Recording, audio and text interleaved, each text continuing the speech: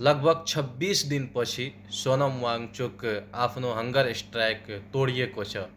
International मिडियाको अनुसार, national मिडियाको अनुसार आज 26 दिन लगभग उहाँ अनसनमा बसेको थिए र आज केन्द्रीय मन्त्रीको सहभागीमा उहाँ आज यो अनसनलाई तोडिएको छ र अहिलेसम्म जुन एजुकेसन मिनिस्टर छ जसको लागि उहाँ अनसनमा बसेको थिए अहिलेसम्म रिजाइन दिएको छैन। तर पनि मोदी साहब भिडियोको मार्फतले भोलि क्याबिनेट मिटिङ बसाउँछु र यसको बारेमा के कस्तो फैसला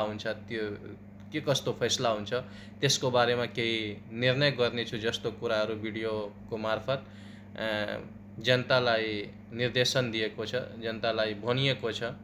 अब के हुन्छ भोलिको दिनमा थाहा छैन, तर सोनम वाङचुकको यो कदम राम्रै हो, किनभने यो सरकार यस्तो हो, यदि त्यस्तै छोडिदियो भने सोनम वाङचुकको ज्यान पनि जान सक्थ्यो। अस्सलामु अलैकुम, जय नेपाल।